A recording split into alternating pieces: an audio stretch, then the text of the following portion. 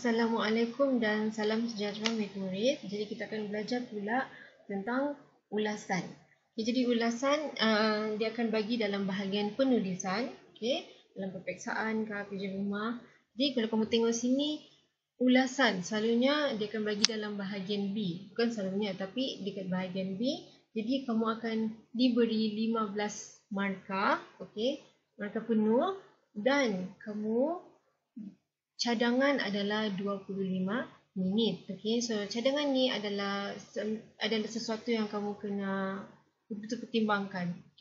Kamu betul-betul kena gunakan 25 minit. Kalau boleh, jangan lebih macam 35 minit atau 40 minit untuk buat bahagian B. Sebab takut kalau kamu tidak sempat tulis untuk karangan yang lain. Jadi untuk bahagian ulasan, kamu akan diberi gambar grafik ataupun gambar bukan grafik. Jadi dia ada dua. Satu gambar grafik ataupun gambar bukan grafik. Jadi gambar grafik ni maksudnya adalah bila kamu kena bagi gambar. Jadi maksudnya kalau ada 4 isi, selalunya dia akan bagi kamu 4 gambar. Ataupun kalau ada 5 isi, dia akan bagi kamu 5 gambar. Kalau 3 isi, dia akan bagi kamu 3 gambar. Jadi itu maksudnya gambar grafik. Tapi kalau tidak grafik ataupun bukan grafik, maksudnya tidak ada gambar. Jadi yang ada macam dialog, ataupun cacatan ringkas ataupun teks ringkas, teks pendek. Jadi bukan grafik adalah macam beberapa patah perkataan ataupun beberapa ayat yang diberikan. Jadi daripada beberapa ayat ataupun beberapa perkataan tu, kamu ambil satu persatu isi untuk kamu buat dalam ulasan. Walaupun tidak ada gambar, kamu masih boleh tulis ulasan. Itulah beza tidak grafik dan juga gambar grafik. Satu lagi, kamu punya ulasan mestilah 50 hingga 80 patah perkataan. Jika lebih, boleh dipertimbangkan. Tapi jika terlalu panjang, maka kamu akan ditolak. Lagi, contoh, kalau kamu ada tulis ulasan, apa yang kamu perlu tahu dalam ulasan adalah kamu mesti ada penanda wacana. Cikgu ada ajar sebelum ni penanda wacana yang kamu perlu guna untuk karangan panjang, kan? Tapi kali ni untuk ulasan kamu perlu guna juga penanda wacana. So penanda wacana ni adalah penghubung. Penghubung contohnya selain itu, seterusnya dan sebagainya. Apa maksudnya penghubung sini kalau kamu tengok adalah seterusnya, buah-buahan tempatan. Jadi kalau kamu tengok seterusnya ni, dia menghubungkan. Dia hubungkan perenggan yang sebelum buah-buahan tempatan sampai sebagainya. Contohnya ni adalah yang pertama. Dia akan hubungkan dengan perenggan yang seterusnya. Perenggan kedua. So perkataan seterusnya, penanda wacana ni, dia akan menghubungkan perenggan pertama dan juga perenggan kedua.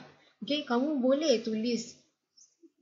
Jika kamu tulis tanpa penanda wacana, maksudnya karangan kamu dia tidak flow dengan smooth. Kalau bahasa English, maksudnya dia tidak lancar, dia tidak teratur. Minta maaf, dia tidak teratur.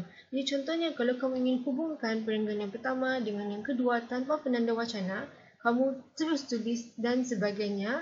Produk kecantikan seperti sabun. Maksudnya kamu sebagai cikgu boleh nampak yang pelajar tidak menggunakan kata hubung. Contohnya macam penanda wacana seperti itu. Jadi kami tahu yang pelajar mungkin mempunyai sedikit kesukaran untuk hubungkan perenggan yang pertama, perenggan yang kedua. Maksudnya idea yang pertama dan juga idea yang kedua. Jadi beberapa markah mungkin boleh ditolak. Daripada markah penuh 15. Jadi sebab itulah pelajar mesti menggunakan penanda wacana. Okey, daripada tu cikgu ataupun guru-guru boleh nampak. Contoh, kamu ingin menggunakan ni sebagai perenggan pertama dan masuk perenggan kedua, kamu mesti guna penanda wacana. Masuk perenggan ketiga, penanda wacana. Masuk perenggan keempat, penanda wacana. Dia mesti hubungkan daripada 1 ke 2, 2 ke 3, 3 ke 4, 4 ke 5 contohnya. Okey? Sebab itulah kamu kena ada penghubung ayat. Lagi, contoh penanda wacana, kalau kamu masih ingat, cikgu pernah ajar, kamu ada selain itu. Maksudnya kamu ada idea sini, gabungkan dengan idea seterusnya. Lepas tu kamu ada idea sini, titik, guna lagi penanda wacana di samping itu. Maksudnya kamu ada lagi idea yang kedua. Lagi, kamu ada ayat sebelum ni, penanda wacana seterusnya, dan kamu ada idea yang kedua. Okey, kamu ada idea yang pertama, penanda wacana oleh itu, dan kamu ada idea yang kedua. Okey, so ini semua adalah penanda wacana yang menghubungkan idea A kamu ke idea B. Lepas tu mudah untuk cikgu tahu yang kamu ingin tulis perenggan kedua ataupun kamu ingin tulis idea kedua. Okey, sebab itulah perlu ada penanda wacana. Selain penanda wacana, kamu kena ada juga kata bantu. Okey. Macam contohnya, selain itu, pelajar juga ataupun selain itu, kita mestilah. Okey. Contoh ayat dekat dalam A ni adalah buah-buahan pelajar haruslah membersihkan kelas. Selain itu, pelajar juga perlulah ataupun pelajar mestilah contoh mengemas peralatan sains contoh. Okey, jadi perlu juga ada kata bantu. Jadi ni adalah beberapa contoh penanda wacana yang kamu boleh guna. Okey. Selain itu, di samping itu, seterusnya, oleh itu, akhir sekali. Dan juga kamu ada kata bantu, kita mestilah, kita perlulah, pelajar perlulah, murid-murid perlulah. Okey.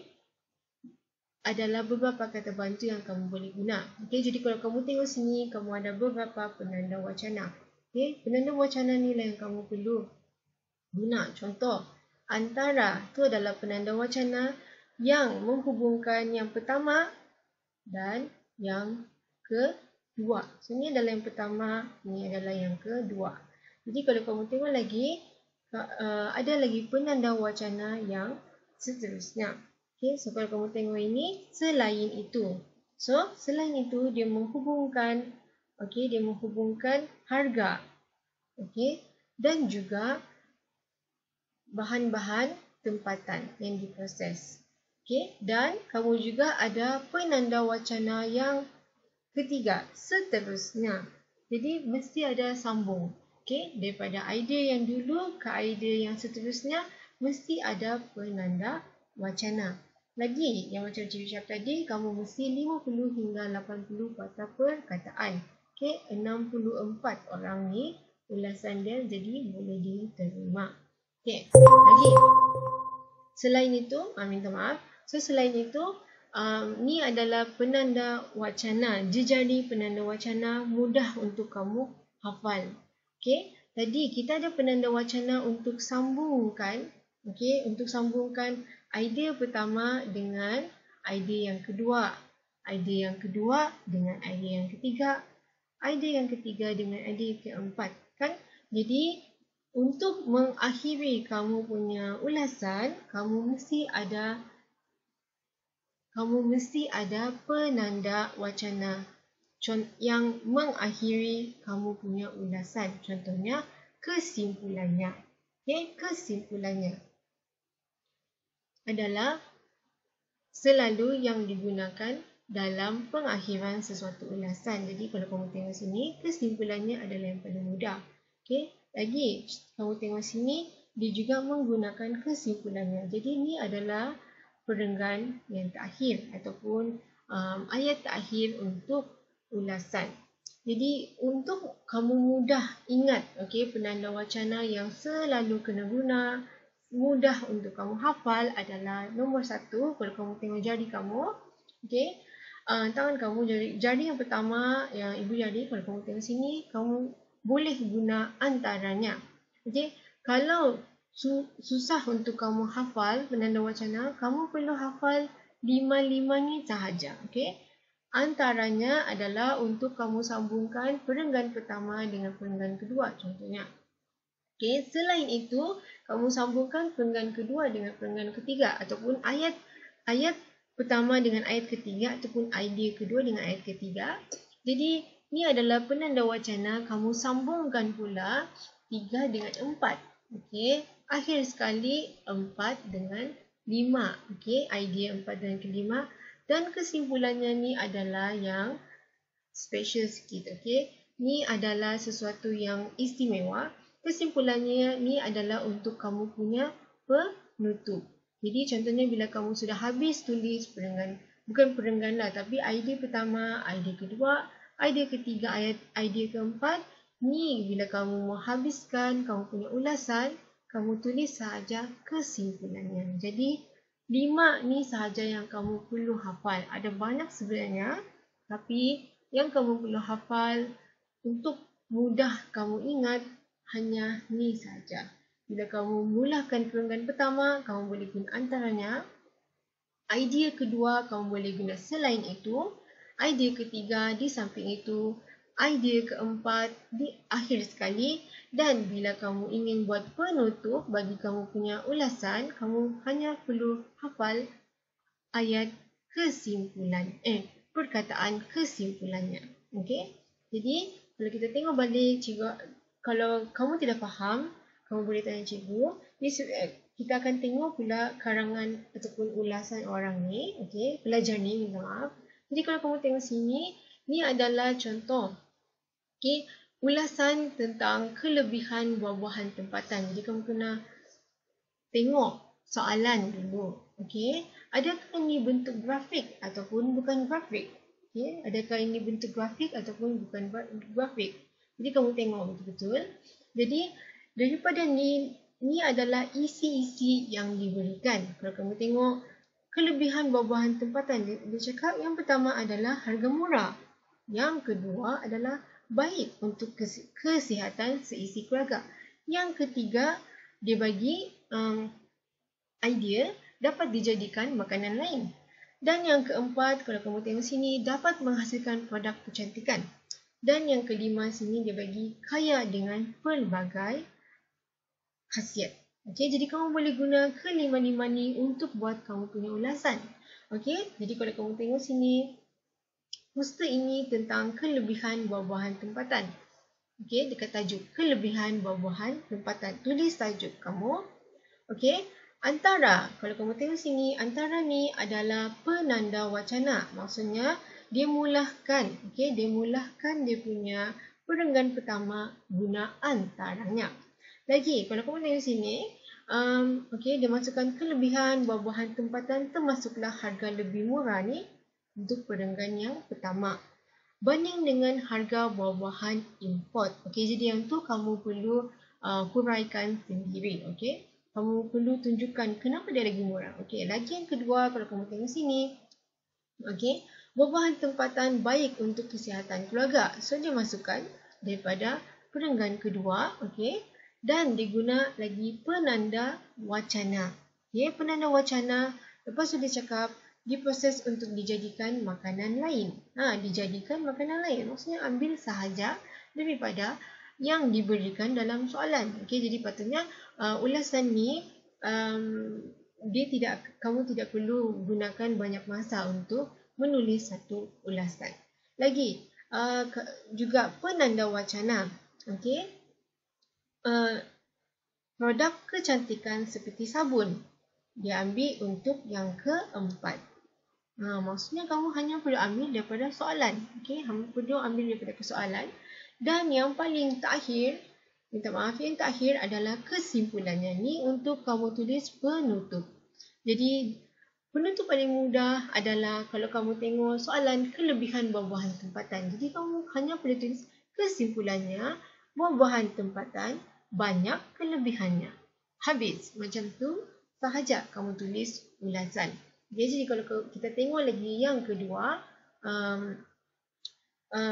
ulasan yang kedua, kalau kamu tengok sini, okay, poster ini menunjukkan manfaat buah kurma. Okay, kamu tengok manfaat buah kurma ataupun buah tamar. Okay, jadi seperti biasa kamu kena tahulah benda ni grafik ke tidak grafik. Okay, so ni adalah grafik lah, just saja dia bagi gambar kan. Lagi, kamu kena ada penanda wacana. So kalau kamu tengok sini, cikgu akan highlight beberapa penanda wacana yang dia gunakan. Okay. So, dia mulakan karangan dia. Okay, dia mulakan ulasan dia. Daripada ni. Okay.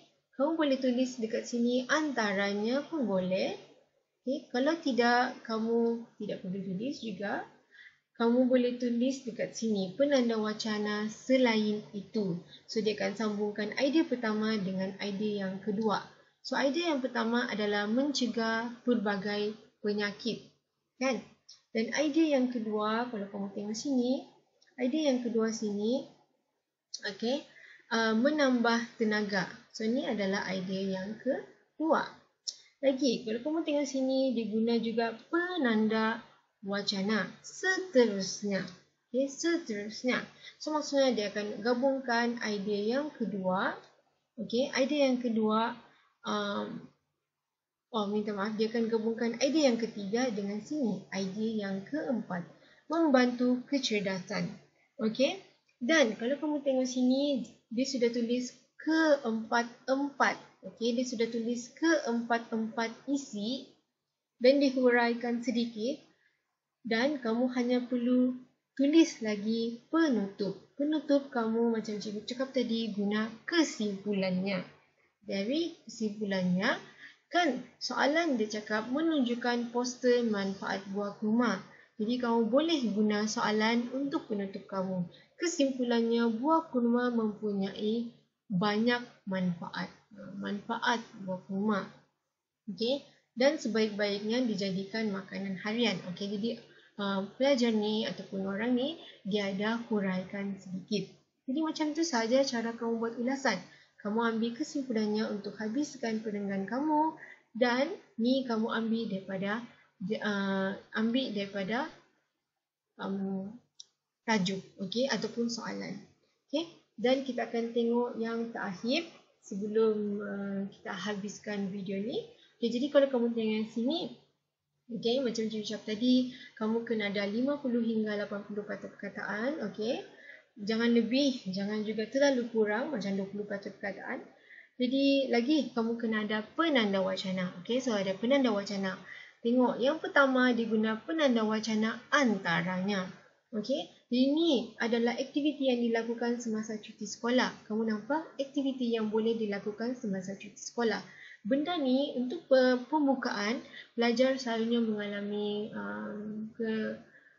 kesulitan, okey, untuk menulis perenggan yang pertama. Tapi sebenarnya perenggan yang pertama kamu boleh ambil daripada soalan. Okey, kamu huraikan sedikit sahaja, pusing-pusing sedikit sahaja. Tengok aktiviti yang dilakukan semasa cuti sekolah. Aktiviti yang dilakukan semasa cuti sekolah. Dan jangan lupa kamu punya penanda wacana. So, penanda wacana yang pertama adalah antaranya, okey, berkebun di rumah bersama keluarga. Tu berkebun di rumah dan mencantikkan rumah. Okay, ini adalah yang pertama. So, ini adalah grafik. Dan lagi, dia ada penanda wacana selain itu. Okay, selain itu, kalau kamu tengok sini, mengulang kaji pelajaran bersama kawan-kawan. Okay, kamu tengok yang kedua. Lagi, sementara itu adalah penanda wacana.